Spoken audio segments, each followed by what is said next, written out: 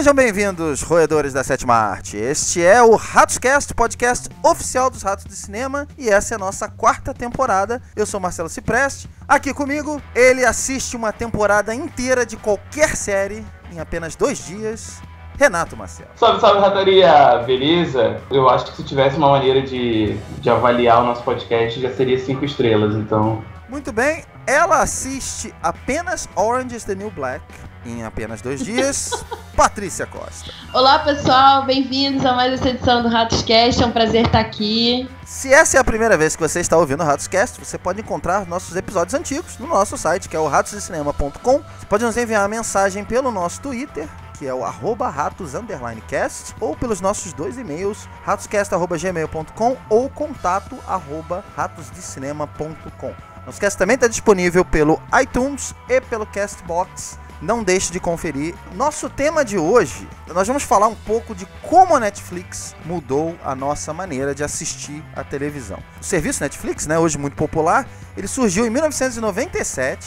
Era um site que você entrava para alugar um DVD online, né? E eles faziam o envio pelo correio. O serviço de streaming, do jeito que a gente conhece, ele começou humildemente em 2007, 10 anos depois, nos Estados Unidos, mas a Netflix popularizou o serviço no momento que começou a transmitir o conteúdo online. Isso foi a partir de 2010. Nessa época também foi quando eles começaram a desenvolver as produções de conteúdo original, sendo que a primeira delas foi a série House of Cards, de 2013, que eles anunciaram em 2011, só foi ao ar em 2013, é considerada a primeira. Depois foi seguida de Orange is the New Black, Lilyhammer e Arrested Development no mesmo ano. Hoje, a Netflix ela conta com 90 milhões de assinantes em 190 países e se tornou o serviço mais popular de streaming do mundo desde então, né? No Brasil, a Netflix ela opera desde dezembro de 2011.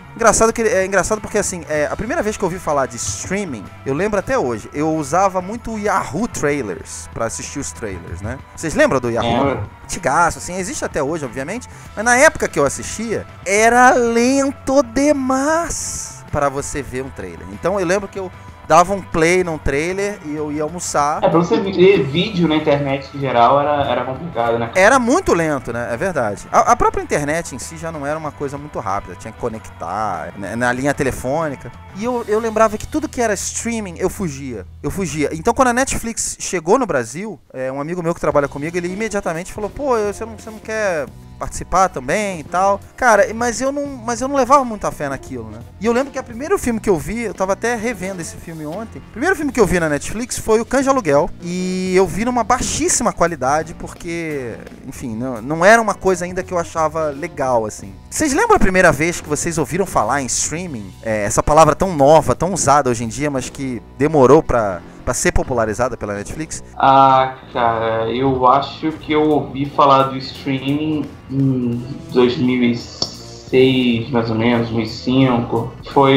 Era quando eu começava a procurar streamings no computador para assistir alguma coisa que eu queria. Por exemplo, assistir uma transmissão de alguma premiação ou algo do tipo, sabe? Só que era o que você falou, era um inferno de você assistir alguma coisa assim, tipo, o YouTube nessa época já funcionava, você assistia vídeos rápidos e tal, mas esses streamings eram em tempo real, né? Eu assistia uma transmissão de uma televisão americana, então era mais complicado você fazer sempre aquela coisa simultânea. Então, quando o Netflix chegou, eu também tive essa desconfiança. Será que vai funcionar? Será que vai ser dessa maneira que eles prometem, sabe? Será que não vai ficar caindo? Eu lembro que, eu acho que todo mundo, quando a Netflix começou, todo mundo perguntava quando indicava o Netflix para um amigo. A primeira pergunta que você recebia era, mas não cai, é rápido, a qualidade da imagem é boa?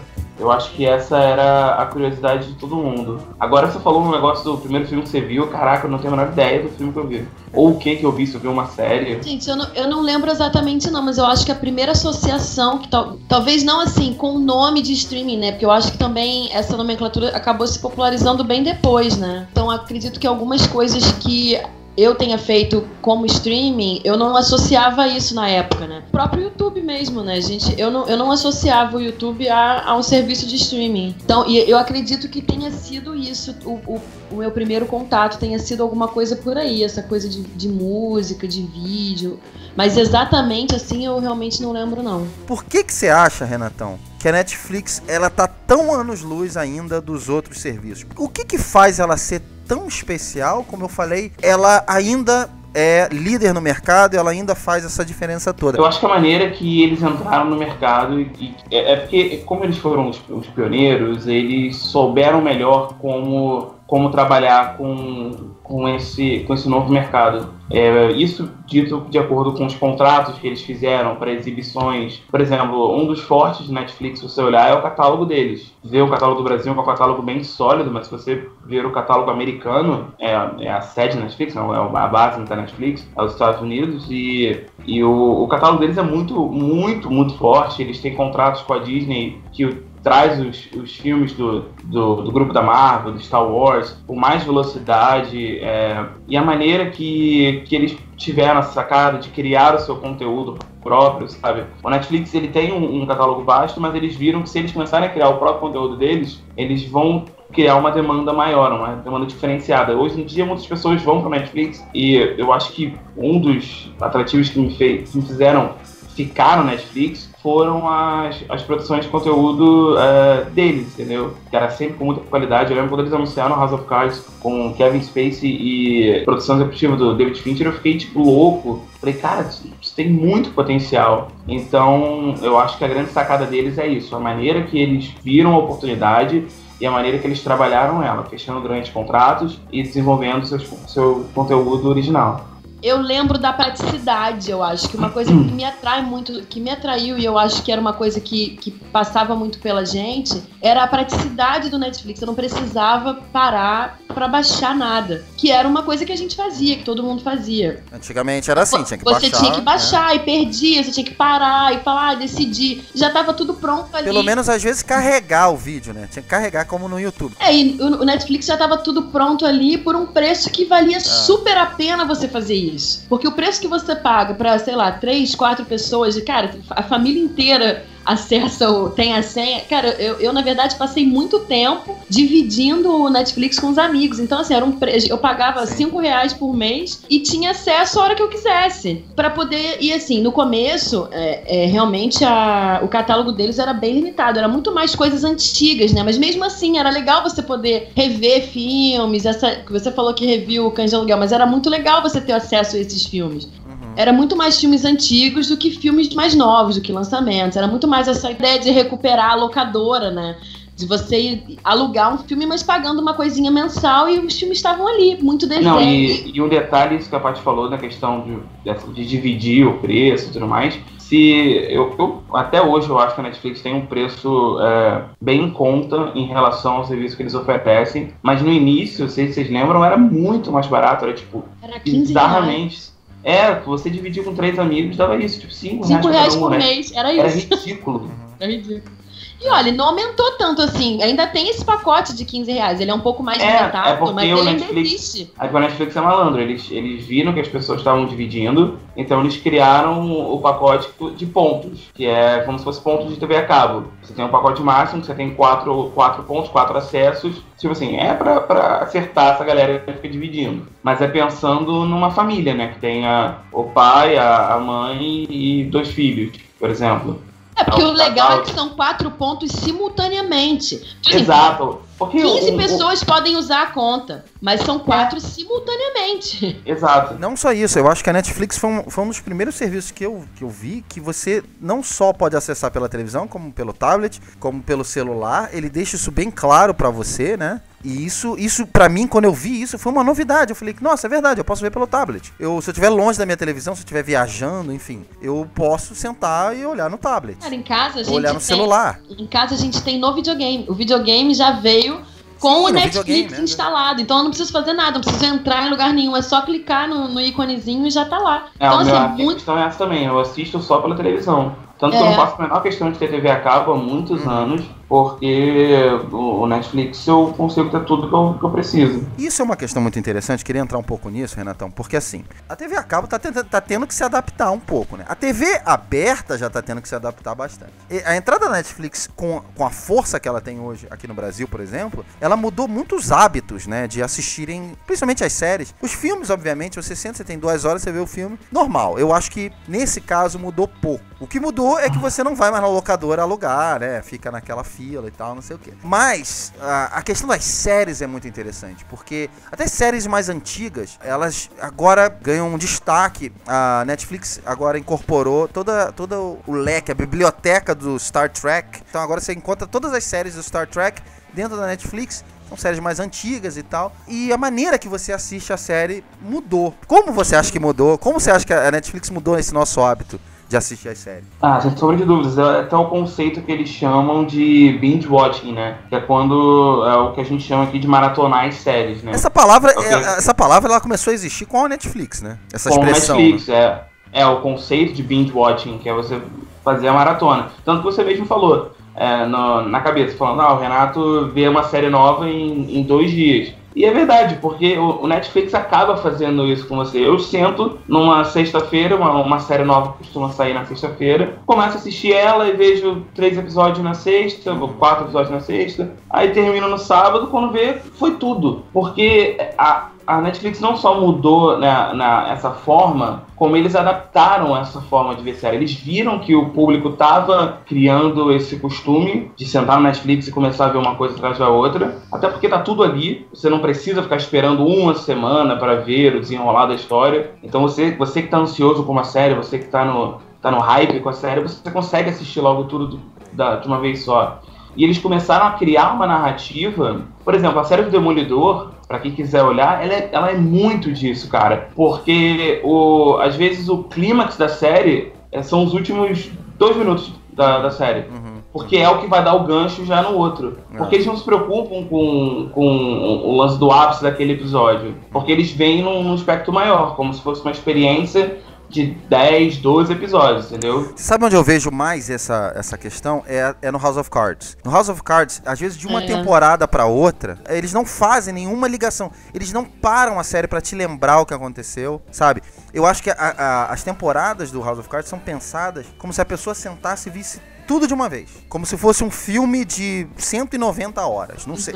A sensação que dá é que é um filme gigantesco e que, na verdade, os ápices eles vão se dividindo ao longo dos episódios, não de um episódio em si, né? Não tem essa necessidade de manter você preso pra assistir semana que vem, porque já tá tudo ali. Então eu acho que a narrativa é muito mais contínua, né? Essa mudança é muito clara. O House of Cards, pra mim, é bem isso que você falou mesmo. Isso é muito claro. Ô Paty, como é que mudou a sua maneira de assistir uma série? Você faz o binge watching também, como o Renatão tá falando? Ou você ainda prefere, vou ver um hoje, amanhã eu vejo outro? O Renato falou sobre isso, assim, mas aqui em casa a gente tem TV a cabo que fica na sala e tal, mas não sei pra que serve, que na verdade as pessoas não assistem, mas eu sempre tive esse costume de assistir séries de uma vez só. Por exemplo, algumas séries que eu assisto que por muito tempo não fizeram parte do catálogo do Netflix. E eu ficava muito irritada de assistir uma coisa e ter que esperar uma semana inteira pra poder saber o que ia acontecer. E aí eu sempre fiz isso, esperava acabar a temporada, e aí quando todos os episódios estavam disponíveis, eu baixava e assistia tudo de uma vez. Eu sempre tive esse costume de fazer isso. Mas isso é complicado pra caramba, porque tem certas séries que, por exemplo, Game of Thrones não tá no catálogo do Netflix.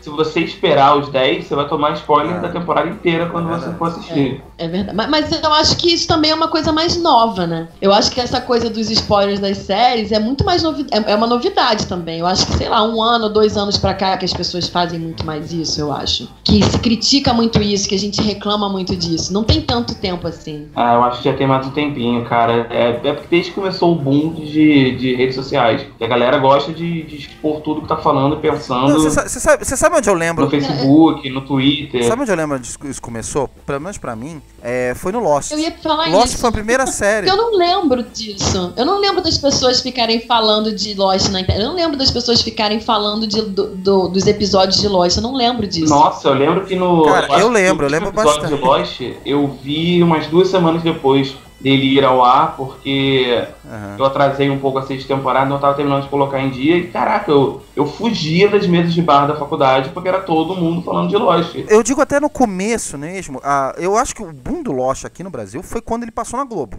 Isso que eu me lembro bastante, assim, pelo menos os meus amigos começaram a ver, e aí quando eu vi o primeiro episódio na Globo, eu corri atrás. E aí eu lembro que eu fui pra casa de um amigo meu, ele já tinha comprado o box pela internet, comprou o box em inglês mesmo, e a gente viu tudo de uma vez. A gente fez o primeiro binge watching da minha vida, foi vendo a primeira temporada do Lost, um episódio atrás do outro, o dia inteiro. Mas o que eu quis dizer? A gente fazia o binge watching comprando o box DVD. Pra gente poder fazer isso que a Netflix permite hoje, a gente tinha que comprar o box. Na verdade, eu fazia muito isso com Grey's Anatomy, por exemplo, que era uma série que tinha essa coisa de ter um suspense, sempre morria, toda temporada morre alguém, toda temporada tem uma tragédia, ficava aquela coisa assim de esperar saber, e aí eu fazia isso, de baixar, mas essa coisa de comprar, a gente fez aqui em casa com 24 horas, de comprar as temporadas pra poder assistir tudo de uma vez. Ô Renatão, deixa eu te fazer uma pergunta. Um dos grandes concorrentes da Netflix é exatamente o canal que você falou aí, que é o dono do Game of Thrones, que é a HBO. A HBO é um canal a cabo nos Estados Unidos, no Brasil, e a HBO ainda mantém um pouco essa questão de um episódio por semana. As temporadas são bem parecidas com a Netflix, né? Geralmente uma temporada de uma série tem 10 episódios, em média, mais ou menos. E a HBO, ela investe bastante em produtos originais, assim como a Netflix. Ela investe bastante na divulgação das séries. Agora você tem a HBO Go, que eu uso bastante, onde você assiste no horário que você quer. Que é a resposta deles ao Netflix, né? A Netflix, pois é. A minha pergunta é exatamente essa. Quais são as respostas que você tá vendo por aí? Você que é um cara antenado nisso. Quais são as respostas que você acha que a TV aberta tá dando? De que maneira você acha que a Netflix afetou e fez a indústria da televisão acordar pra essa mudança? Eu acho que afetou exatamente nessa questão de fazerem todos os canais a cabo quanto os canais abertos a correrem atrás para ter o seu próprio serviço de streaming, em aspas, né, digamos. Porque... Mesmo tendo o canal continua, tendo o canal, porque... mas paralelamente vai ter o streaming também. Exato, eles dão a opção de ter o canal lá com o conteúdo que eles passam na programação deles. Muitas vezes a gente não tem nada para assistir, vai lá, assiste uma televisão. Tem muita gente que tem costume de assistir televisão ainda. Eu acho que a gente não é mais esse nicho, né, mas tem muita gente ainda que assiste. E eles criaram exatamente a resposta para Netflix, que é os serviços de streaming deles, para atingir a gente, né? Esse público que se acostumou com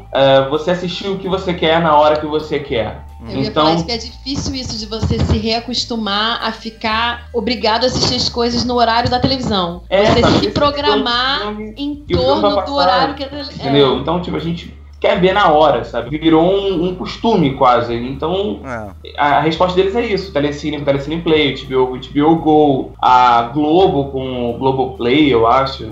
Então, todo mundo tá entrando no mercado de alguma forma e oferecendo o mesmo serviço de alguma forma, entendeu? As pessoas que ainda não vivem muito da maneira que a gente faz a relação com a TV, eu acho que são pessoas que passaram a vida toda com uma relação diferente, né? A gente, talvez por ser mais novo, conseguiu abraçar de maneira mais fácil essa nova relação com assistir coisas. Mas, por exemplo, a minha mãe não, ela senta na frente da televisão e fica lá. Eu não faço isso, minha relação com a TV é tipo... É o Netflix, é assistir as coisas a hora que me dá vontade. Mas eu tenho muito próximo pessoas que fazem isso, e eu acho que tem um pouco a ver com a idade, talvez. Com essa ideia de você estar acostumado, passou a vida toda ali, sentando, zapeando, mudando de canal. E eu acho que isso é difícil de mudar para uma certa geração, assim. Minha mãe, hoje em dia, ela assiste as coisas que tem que assistir de Netflix e tal. Quando eu falo, vamos assistir alguma coisa, a gente procura. Mas, no geral... aprendendo com você, né?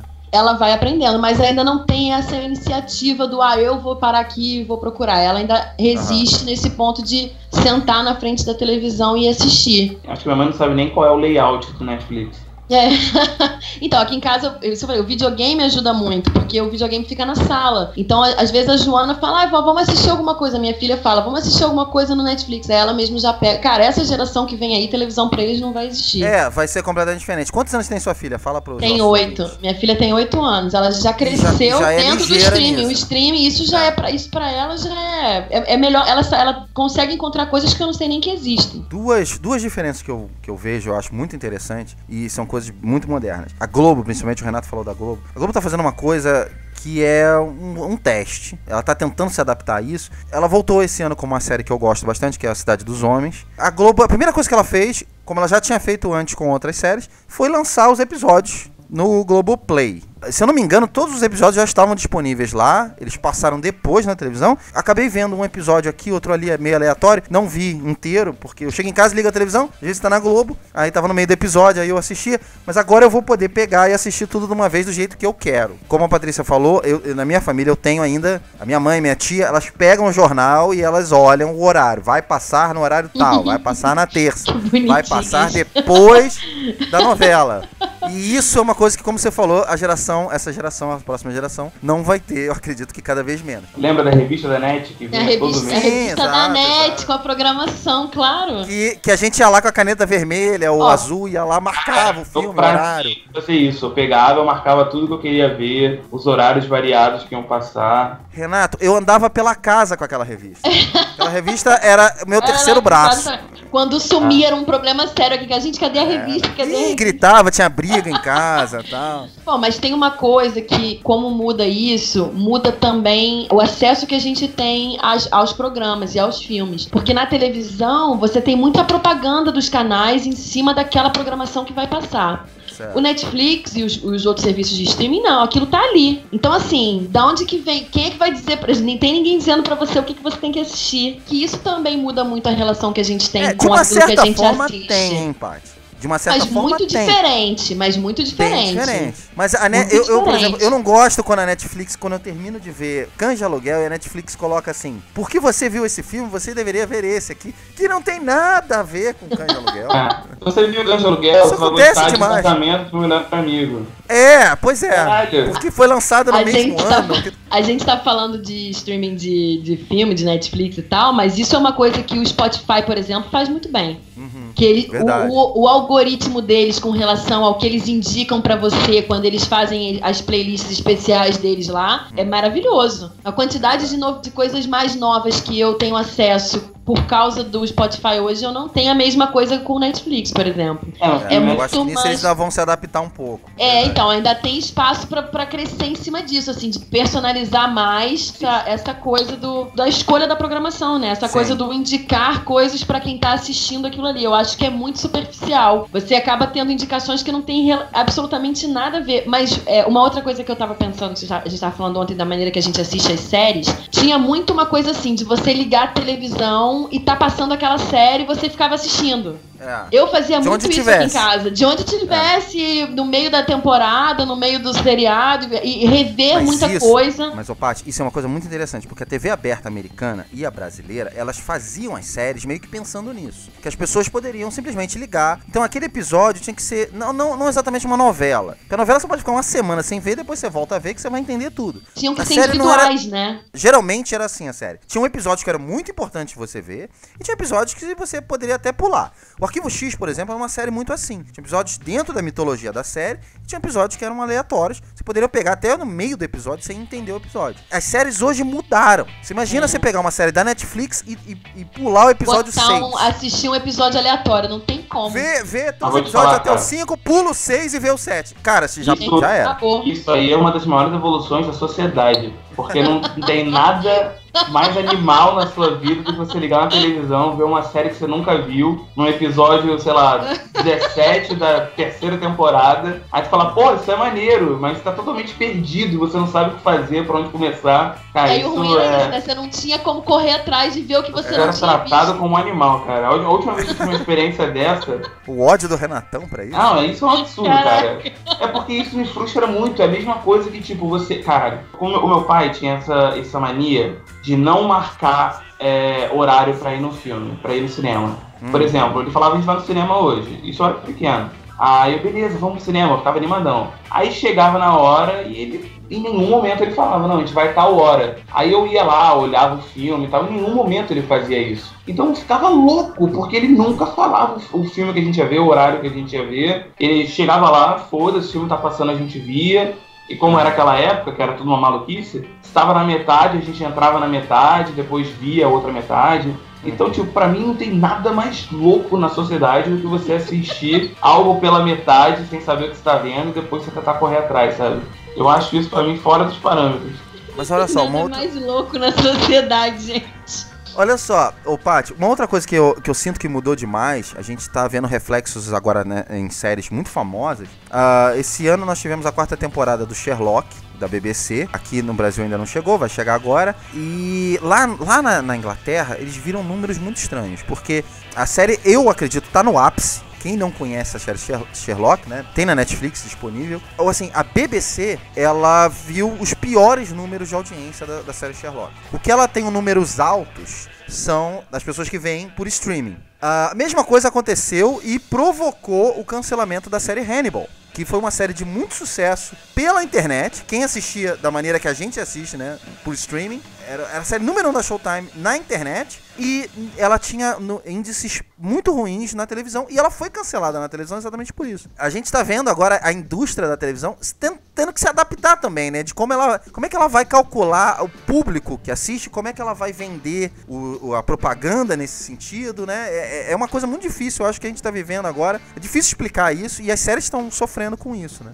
Honestamente, hoje em dia, agora, nesse momento, eu não sei nem como é que tá, em que pé que tá isso. Aquela discussão sobre a mudança da cobrança da internet, né? Como é que vai ser cobrado o serviço de internet pros usuários. E eu acho que as empresas de TV a cabo aqui são as grandes donas, são os grandes provedores de internet também, né? Então eu acho que isso pra gente é muito perigoso, né? Porque aconteceu o que aconteceu ano passado, que foi esse surgimento dessa possível mudança que vai fazer com que você, com um pacote que a gente compre, só consiga assistir uma série. E aí como é que fica? E aí eu acho que, assim, realmente foi o que você falou. Eles vão começar a pensar em que maneiras que podem continuar tendo lucro. E o primeiro impacto que a gente sentiu foi nessa possibilidade de acabar pagando muito mais pelo serviço de internet para poder compensar pelo que a gente não tá pagando. Porque, eu acho que ano passado foram mais de 2 milhões de usuários que cancelaram. Muito mais, eu acho, não lembro o número exato. Mas, assim, milhões de usuários estão cancelando as TVs a cabo. Então o impacto para eles é muito grande. E como eles são os donos eles também são os provedores de internet, e aí? A maneira que eles têm é de cobrar mais pela internet para poder garantir o lucro, né, no final das contas. É mais fácil você atacar o moderno do que você tentar se adaptar e... Ou até melhorar o serviço que você tem. Ou melhorar o seu serviço e combater, né? Readquirir o seu mercado, enfim. Oferecer algo melhor. É mais fácil você atacar o seu concorrente do que você concorrer de forma honesta e digna, na minha opinião. Mas aí, curioso, assim, que nesse caso você não ataca o concorrente, né? Você ataca o usuário. Mas eu não acho... Ele ataca o concorrente, mas quem recebe o dano é o usuário. Esse que é o grande problema. Se você se mudar o sistema de internet, a gente puder assistir uma série por mês, o que você assiste? Eu vou ficar louca. Até porque estamos viciados e acostumados já com a Netflix do jeito que ela é agora, né? Então qualquer mudança eu acho que vai ser muito grave. Aí o povo vai ficar maluco, vai voltar a ver Big Brother. Pode acontecer, pode acontecer. Porque o Netflix chegou num momento que eles oferecem séries para todos os gostos. E todo tipo de público. Crianças agora tem a série dos Caçadores de Trolls, que é uma animação da DreamWorks. Tá fazendo um sucesso absurdo, muito cara. Legal. Eu tenho vários amigos que estão me recomendando pra assistir essa animação, que eles falam que é excelente. Eu assisti ano passado Voltron, que é o remake do desenho clássico dos anos 80, do Voltron, que é muito maneiro também. Desde os primórdios de Netflix, como House of Cards e Orange is the New Black, são duas séries excelentes. Séries, assim, do momento, como o Desventuras em Série, que estreou esse ano, que é incrível, cara. Adapta muito bem os livros, eles fazem um formato muito maneiro, porque a primeira temporada são 8 episódios e adaptam 4 livros. Então, eles usam...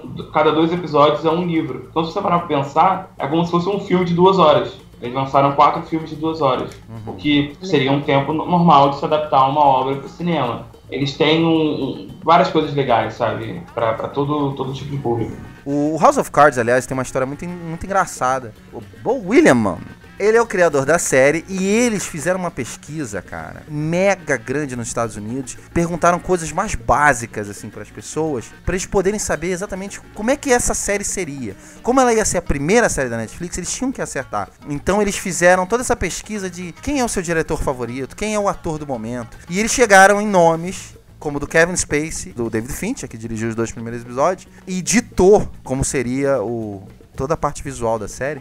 Então foi uma série que foi feita em cima de várias pesquisas, e é uma série que eu acho que ela ganhou uma cara hoje até diferente, por ser uma série política. A gente já teve outras séries políticas, mas essa é uma série que agrada demais o brasileiro, por exemplo, porque no meu caso, eu olho aquilo ali, eu falo, nossa, que absurdo isso, aqui no Brasil é 3 vezes pior. Então, às vezes dá vontade de ver aquilo ali, até pra gente poder se sentir um pouco melhor de ver que nos Estados Unidos também tem gente corrupta. Marcelo, eu acho que no Brasil não, eu acho que o rumo que a política internacional tomou desde que o House of Cards estreou, eu acho que acabou se aproximando muito da realidade de maneira geral, assim. A gente tem essa coisa de fazer piada e de associar muito a nossa vida, mas nos Estados Unidos também. Não só nos Estados Unidos, mas eu acho que em termos de política internacional, eu acho que foi um grande... Foi como você, sei lá, tipo, prevê, assim, tipo, cartomante, sabe? Uma coisa assim. Sim. Não, mas o que eu acho legal, Paty, de todas essas pesquisas que eles fizeram, eles poderiam fazer qualquer série, com qualquer ator, qualquer diretor. Eles tinham dinheiro pra fazer. Eles tinham dinheiro pra investir. Só que a série que foi a origem de tudo, foi uma série política. As pessoas falaram que faltava isso. Era isso que faltava na televisão. Eles queriam fazer uma coisa nova.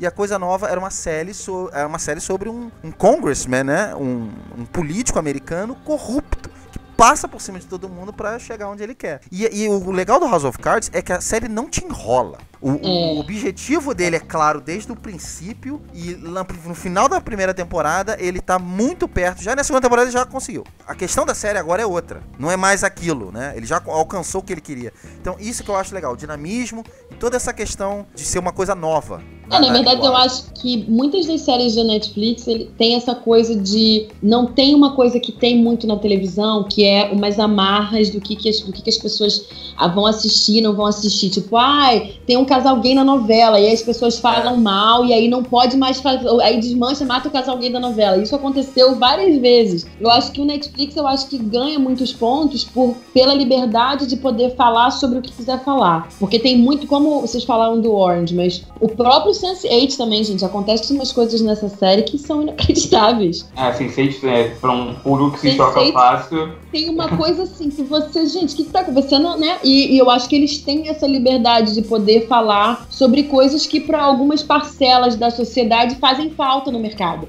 Você não tem uma série como você tem o Orange, que você fala que tem uma abordagem mais feminina, que fala sobre mulheres gays, e você não, como no Sense8, você tem o ator que é o principal, que é gay, você tem todo esse dilema. Eu acho que é muito mais difícil você encontrar na TV aberta, ou até na TV a cabo, que hoje em dia não tem uma diferença tão grande assim pra TV aberta, séries que abordem temas que você não conseguiria ver normalmente. Sejam mais arriscados. Que sejam mais... Ou talvez você poderia ver ele, mas não da forma tão verdadeira que o Netflix aborda. Ou, por exemplo, no caso do Hannibal, que passava na televisão aberta americana, que eles, por ser um tema aí mais na questão da violência, né, mostrar coisas muito gráficas, eles jogavam pra muito tarde, então lá passava depois das 11 horas da noite, que era um horário meio difícil para algumas pessoas, ou porque as pessoas já estavam dormindo, ou porque as pessoas já tinham saído, passavam numa sexta-feira à noite e tal. Então,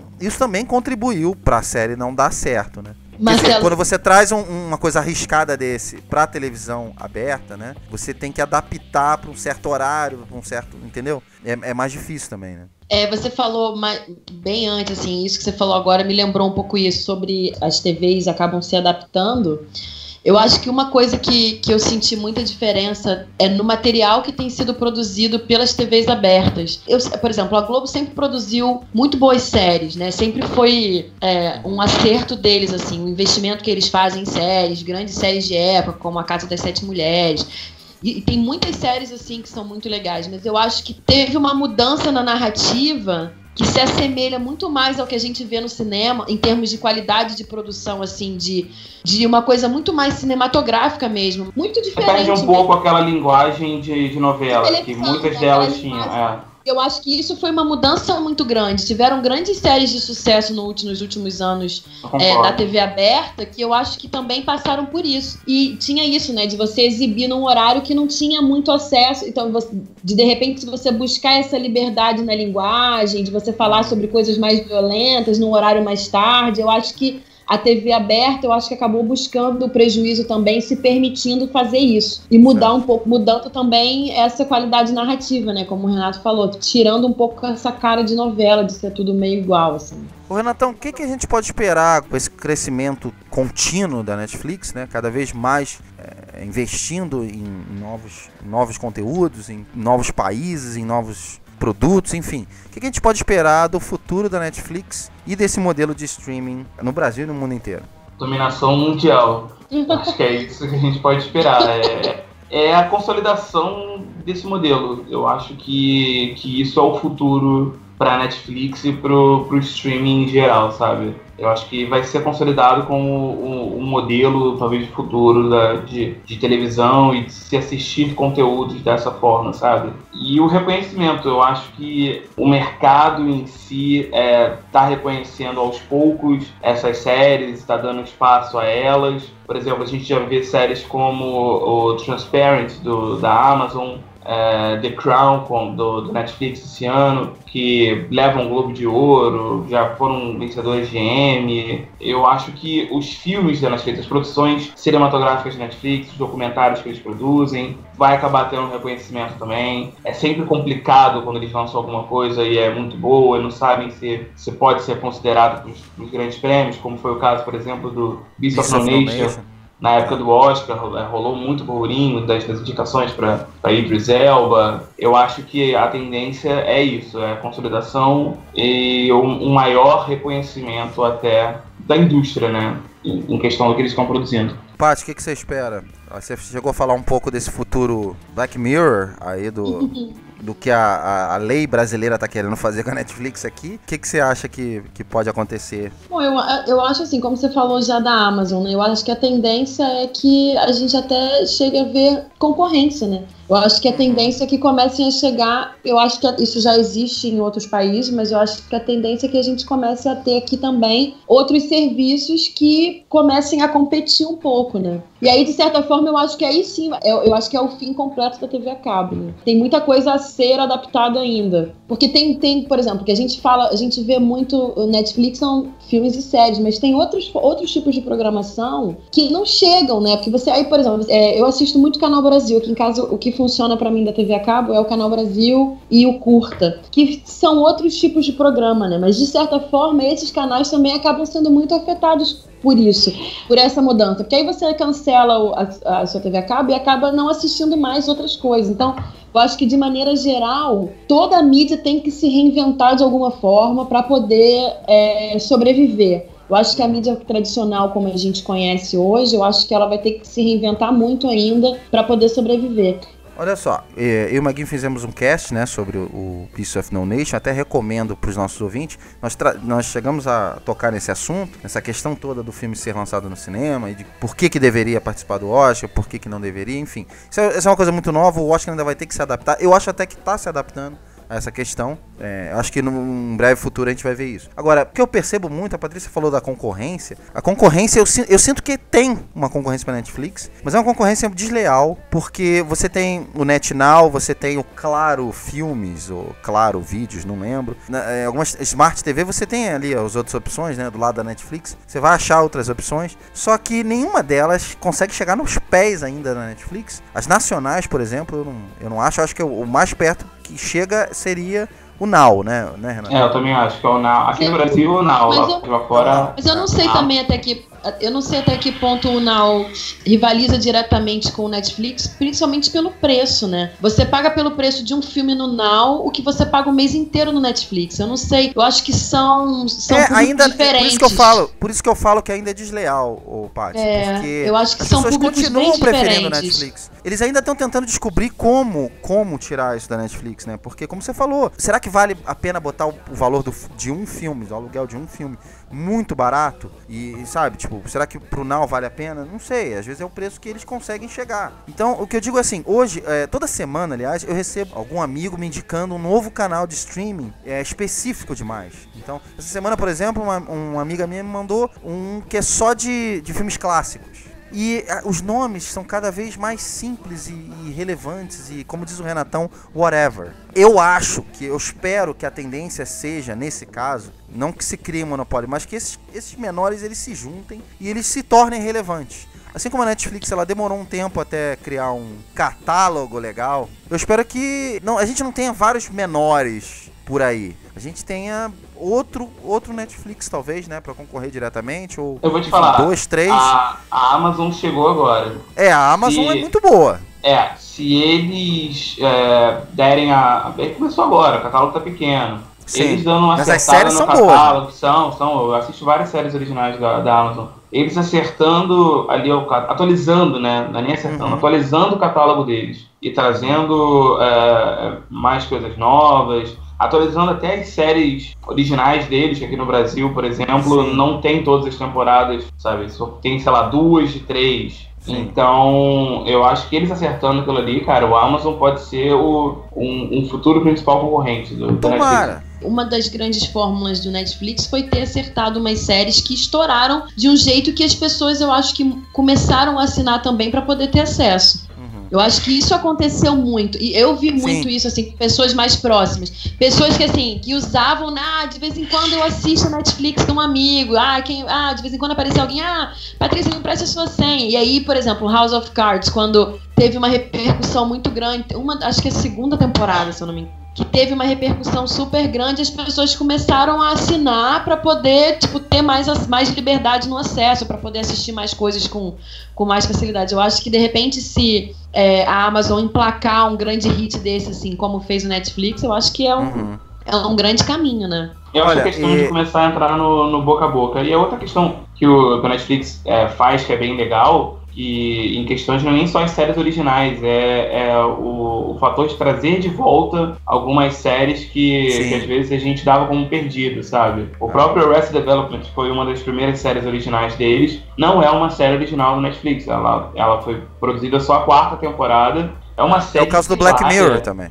O Black Mirror voltou pelo Netflix. Verdade. A última temporada foi só pro Netflix. Foi só pro Netflix. Fuller House, que é em outro formato também. Do Fuller House. Que reviveram a série 3 Demais, que fez sucesso aqui no Brasil pelo SBT, acho que todo mundo que deve conhecer. Inclusive a série que a gente está comentando bastante nesse cast, que é o Hannibal, muitos fãs lutaram na época e ainda esperam que a Netflix possa trazer Hannibal de volta, entendeu? Então é legal. Ou qualquer outro canal, enfim, seria interessante. Deixa eu só falar uma coisa da Amazon, é uma coisa que só a Amazon eu vejo fazendo e eu acho que é muito legal. A Amazon, ela libera o episódio piloto das séries pela Amazon, você pode ver aquele episódio, somente aquele episódio. Eles geralmente liberam uns 6 episódios, né, Renatão? Mais ou menos. Esse ano vai começar agora também. Eles vão liberar mais 6 de séries novas. E aí as pessoas votam em que séries elas acham que deveriam ser produzidas. E aí eles investem dinheiro naquela série. Isso eu acho muito interessante. A Netflix não faz isso, né? A Netflix ela faz a temporada inteira. Se deu certo, ótimo. Se não deu, problema. Mas essa questão toda da Amazon de testar a gente, né? De oferecer coisas novas o tempo todo, mesmo que seja por um piloto, eu acho genial. E isso se fazia antigamente na televisão, se media pela audiência. Mas eu acho legal a Amazon trazer isso pro canal deles. Deixa eu só passar uns números aqui rapidinho antes da gente encerrar. No ano passado, a Netflix ela investiu 500 milhões em tecnologia, 600 milhões em marketing e mais de 3 bilhões em conteúdo. E a receita bruta deles do ano passado foi de 6,2 bilhões. Tem uma outra coisa que acho que entra nessa coisa dos números que você falou, que eu acho que é uma coisa que é muito legal do Netflix, é uma empresa enorme, né? Você falou aí, mais de 6 bilhões de lucro. Eu não sei se vocês têm o Netflix no Facebook ou no Instagram. A maneira como eles... o serviço de atendimento ao cliente deles é assim... Maravilhoso. Incrível. Eles respondem, as pessoas comentam e eles respondem pessoa a pessoa e é sempre com uma piadinha assim. Então, o investimento que eles fazem também, você falou do marketing, né? O investimento que eles fazem para manter uma certa pessoalidade, cara, eu acho é genial também. Eu acho que isso faz uma diferença, porque você se relaciona com a marca com uma maneira muito especial. Eu acho que as pessoas se relacionam com a marca Netflix de uma maneira muito especial. E tem essa coisa do acesso, né? Eles fazem assim, que série... No Facebook tem muito isso. Que séries que vocês querem assistir, não sei o quê, vamos fazer uma votação pra ver se a gente consegue trazer o filme tal, a série tal. E aí eles trazem muito os assinantes pra perto da marca, assim. Isso é muito legal que eles fazem também. Eu acho que eles entendem bem quem é o público deles. Como o Renato falou, é um público completamente diferente da televisão. E eu acho que, por entender bem, eles sabem que a gente não quer aquela formalidade que você tem na net, por exemplo. A gente quer um tratamento diferenciado mesmo, porque nós somos um público diferenciado, por enquanto. Porque a Netflix ainda não é uma coisa mais popular do Brasil. Não sejamos hipócritas de achar que, por exemplo, no Nordeste se assiste muito a Netflix.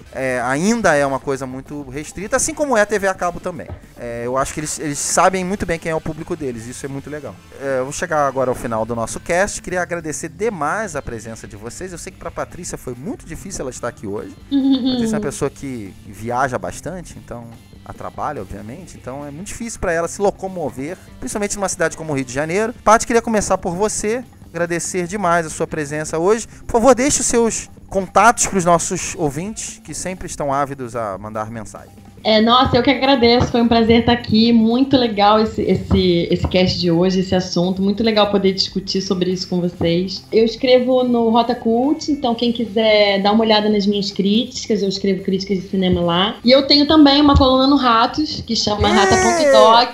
Achei que você não ia falar.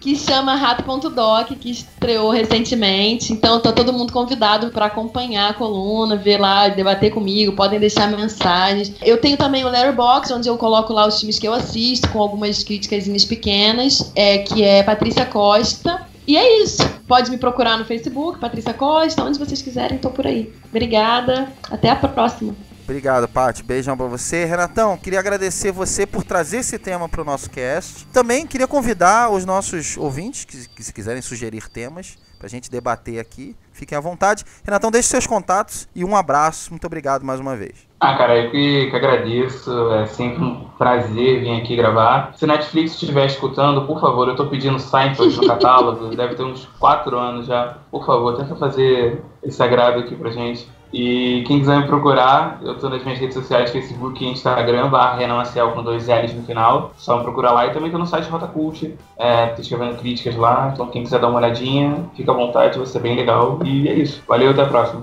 O Renatão, muito bem lembrado. Aliás, se a Netflix estiver ouvindo, MacGyver, o original. Ai, MacGyver, pelo amor de Deus, MacGyver, por favor. Por favor, queremos séries dos anos 80.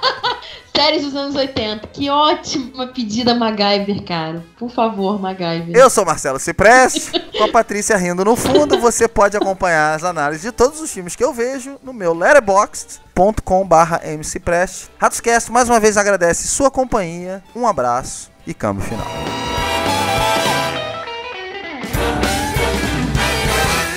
Toda vez aquela coisa esquisita que eu nunca sei o que dizer quando começa. Oi, boa noite. Não é boa noite, é qualquer hora que as pessoas vão ouvir. Eu sempre falo boa noite, bom dia. Eu sempre falo umas horas que não tem nada a ver.